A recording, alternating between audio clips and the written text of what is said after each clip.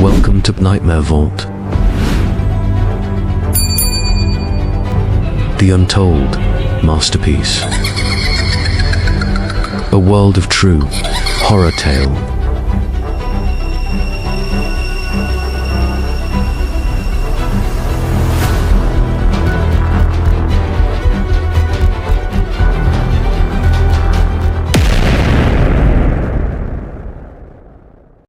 In a quiet village shrouded by morning mist and thick with the weight of old warnings, Thomas worked quietly in his modest workshop.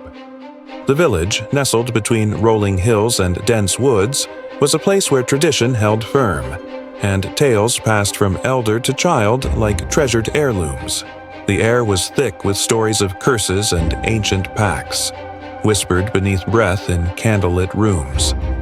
Tomas's mother often warned him, "Relics from faraway lands carry shadows as deep as their beauty. Be wary, my son, for some gifts are curses in disguise." Her voice, stern and full of the wisdom of generations, echoed in his mind.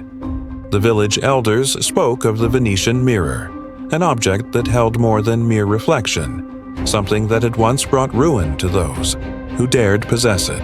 Tomas, a skilled craftsman, felt a mix of sorrow and yearning in his heart. Since his father's passing, the old ways and old fears seemed to gather weight upon his soul. Yet beneath that, a restless curiosity stirred, like a flame flickering in the wind, ready to grow or to die. The day the Venetian merchant arrived, the village buzzed with quiet excitement and unease. Cloaked in a heavy dark coat, the stranger brought with him the scent of distant seas and the shimmer of exotic treasures. His eyes held secrets, and his voice was smooth like a river that hides its depths. Among the strange and glittering objects he displayed, one stood out. A mirror framed with delicate carvings of twisted vines and strange creatures, glimmering with a dark allure. Thomas was drawn to it, unable to look away, as if the glass called to him like a siren's song. The merchant's words were careful, almost a warning veiled in charm. "This mirror comes from Venice, a city of beauty and shadows alike. It shows not just your face, but the truths your heart fears." Thomas hesitated, a chill running down his spine, but the mirror's elegance promised a bridge to something beyond his small world. The villagers whispered, cautioning him to leave such curiosities be. But Tomas's hands reached out, and the mirror was his. That evening, as Thomas hung the Venetian mirror in his workshop, a stillness fell over the room. When he first looked into its glass, his breath caught. The face that stared back was not quite his own. It shifted and twisted, as if alive, wearing expressions of sorrow and menace. It was neither human nor kind. The eyes seemed to hold centuries of pain and dark secrets. At times, the reflection morphed into shapes that whispered of betrayal and old curses, glimpses of a fate Thomas could barely understand. The mirror's power seeped into his life like a shadow spreading at dusk, blurring the line between what was real and what was seen only in that haunted glass. His hands trembled, and a cold fear settled in his chest. He knew this was no ordinary mirror. It was a veil between worlds, and something ancient was watching, waiting. Driven by a need to understand, Thomas sought the story behind the cursed object. He learned of a Venetian duke, proud and cruel, who had once sworn a sacred oath to protect his land and kin. The duke broke his vow, betraying not only his family but the divine order itself. As punishment, a curse was placed upon him. His soul, trapped forever within the mirror, twisted into a monstrous face that could never find peace. This duke's spirit, shape-shifting and terrible, demanded justice and revenge, his rage echoing through time. Tomas felt a chill as he realized the mirror's face was the duke's own, an eternal reminder of broken promises and divine retribution. This tale within a tale deepened Tomas's burden, intertwining his fate with that of the cursed noble, showing how sins of the past could reach into the present. As the days passed, the mirror's curse tightened its grip on Thomas. He withdrew from the warmth of his mother's embrace and the chatter of neighbors. His house grew silent but for strange noises, whispers, creaks, and shadows that seemed to dance just beyond sight. The villagers began to murmur, their glances filled with suspicion and fear. Tomas's isolation grew heavier with each passing day, mirroring the Duke's own torment and madness.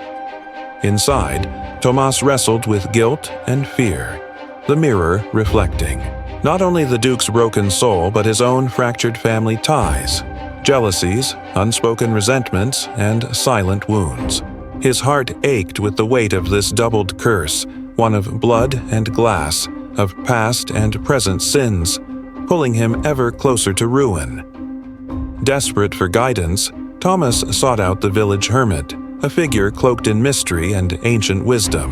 The hermit lived beyond the village borders in a small hut surrounded by herbs and relics of forgotten faith. When Tomas found him, the old man's eyes held the light of long years and the sorrow of knowing much suffering. The hermit spoke of chivalric codes and pilgrim's penance, ways to cleanse the soul and atone for sins through humility and sacrifice. The curse is no mere spell, he warned.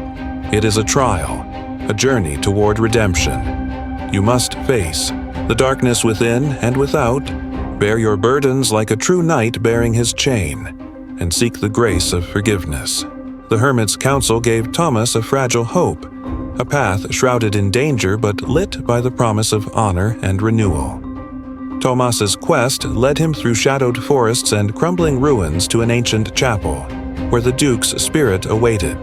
The apparition was no longer a mere face, but a monstrous wolf-like creature, part man, part beast, symbolizing the Duke's broken oath and moral decay.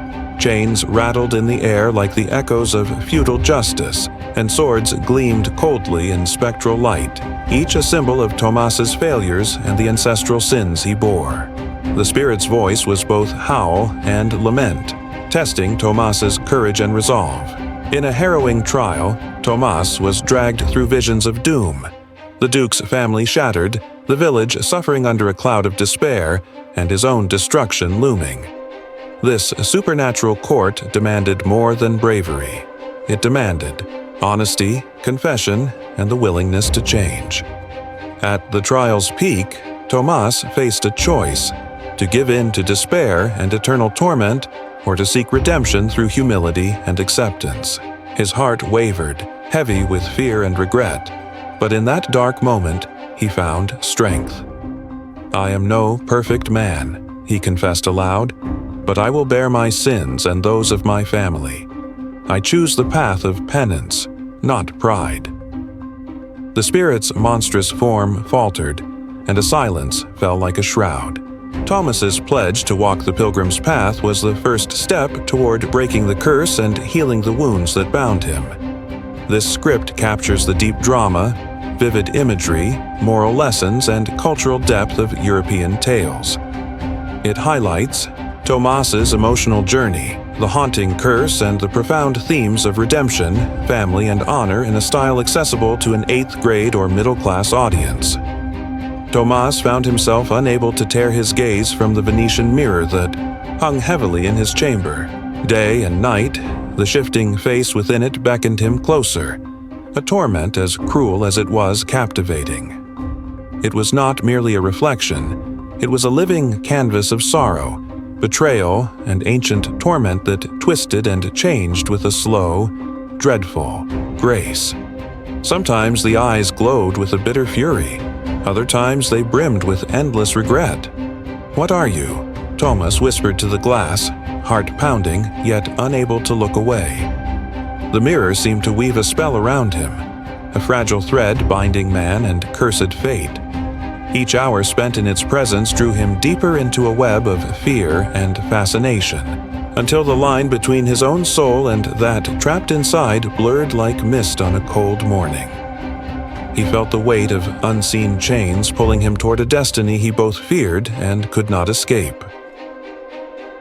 Outside his window, the village began to murmur. Strange sounds, whispers, scratches, low, haunting groans, escaped from Thomas's home as shadows flickered beyond the flickering candlelight. Neighbors crossed themselves and lowered their voices when passing his door, casting furtive glances toward the house of the grieving craftsman. His mother watched him with eyes full of growing despair. "Tomas," she pleaded one evening, her voice trembling, "you must leave the mirror be. It holds no blessing, only darkness." But her words fell on ears deafened by obsession. The boy she had known slipped further from her reach, swallowed by a loneliness that was both physical and spiritual. The village's suspicion mirrored ancient fears of cursed relics, their old stories alive in every wary glance. Tomas's isolation became a cruel mirror itself, reflecting a world that demanded conformity and punished the unknown with silent judgment. One cold night, amidst fevered study and haunted dreams, Tomas unearthed the mirror's dark past. The glass was said to hold the soul of a proud Venetian duke, a man whose name was whispered only in fearful tones. This duke had once sworn a sacred oath of loyalty and honor, binding his house and name to the chivalric codes that governed knights and lords. But pride twisted his heart, and in betrayal of his vow, he broke the oath, bringing ruin upon his kin. As divine retribution, his spirit was condemned to eternal unrest, trapped within the ornate mirror as punishment. The face Tomas had seen, twisting with sorrow and rage, was none other than this duke's, now a monstrous, shape-shifting entity demanding justice. "He who breaks his word," the hermit's old tale had warned, "binds his soul to chains heavier than iron." Tomas's discovery deepened the tale's moral weight, a warning from the past carved in glass and shadow. As Tomas grappled with this revelation, memories surged unbidden, quarrels and jealousies from his own family's past, cracks in bonds once thought unbreakable. His father's stern words, his brother's cold envy, the whispered accusations behind closed doors. The mirror, it seemed, was no mere curse but a living symbol of his own fears and failures, a reflection of fractured loyalties and guilt that weighed like a leaden cloak upon his heart. "I am not the only one bound by broken ties," Tomasi murmured, staring at the shifting visage that now seemed to mock him with every flicker. The curse exposed not only the Duke's sin, but the deep fractures in Tomas's own soul, dragging him closer to ruin. The mirror's power lay in its ability to lay bare the darkest corners of the heart, where betrayal and remorse fought for dominion. With desperation driving his steps, Thomas sought out the village's hermit, a figure whispered about in old songs and fearsome tales. The hermit lived on the edge of the woods, where the trees whispered secrets and the wind carried the weight of forgotten prayers. When Thomas found him, the old man's eyes held the calm of centuries, his voice a steady whisper of ancient wisdom. "The path you walk is steeped in shadow," the hermit said, "yet it is one trod by many before you, a path of penance and humility. To break the curse, you must embark on a journey not of sword and shield, but of sacrifice and honor. You must face the forces that dwell beyond the veil, confront your own darkness, and seek redemption not through power, but through surrender." The hermit's counsel echoed the chivalric codes of old, the pilgrim's penance, the knight's quest for justice and grace. Tomas's heart, heavy with dread and hope, braced for the trial ahead, a quest that would test the very core of his being and perhaps, finally, set both Duke and craftsman free. Omesa's footsteps echoed softly as he crossed the threshold of the crumbling chapel, its ancient stones heavy with the weight of centuries and sorrow. The air hung thick, saturated with forgotten prayers and the whispered sins of those long past. Shadows clung to the corners, moving as if alive, their presence a silent testament to restless spirits bound by pain and broken vows. This once holy sanctuary, now draped in decay, seemed to breathe the sadness of shattered promises and faded faith. Tomas's heart pounded with a mix of dread and determination, for here lay the source of the curse, a symbol of moral decay embodied by the cursed duke who had forsaken his sacred oath. The chapel's cold silence pressed down on him like the heavy chains of feudal justice, and every step brought him closer to the shadowed face waiting in the gloom. As Thomas ventured deeper, the air grew colder, and before him materialized a figure both terrible and tragic. The Duke's spirit took form, part man, part monstrous wolf, wild and fierce with eyes that burned like embers. The creature's snarling face twisted with anguish and rage, reflecting the torment of betrayal and unrestrained sin that bound it. It was a dark mirror to Tomas's own struggles, embodying the heavy burden of ancestral guilt and the broken honor that echoed through generations.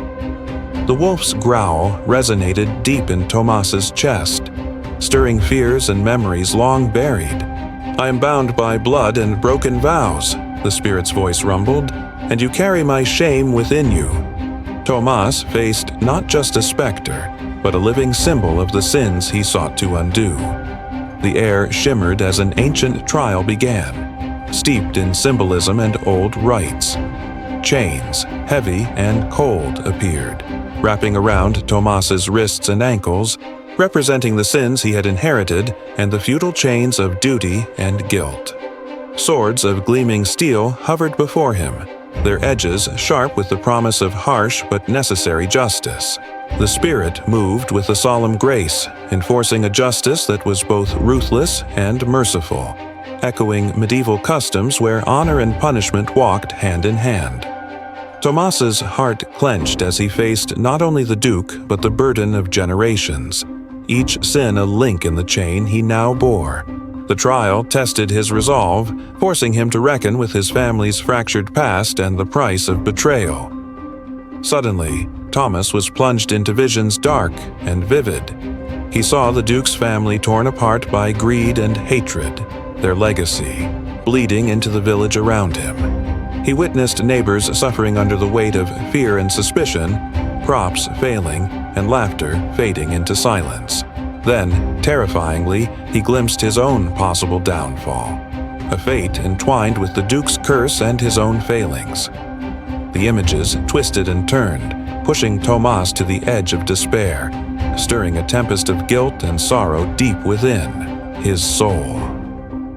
"Is there no hope?"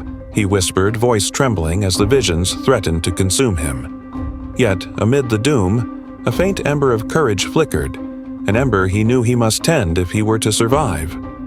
At the trial's peak, Tomas stood alone before the shadowed spirit, the choice laid bare before him: to surrender to hopelessness, sinking into eternal torment, or to embrace humility and the painful path of redemption.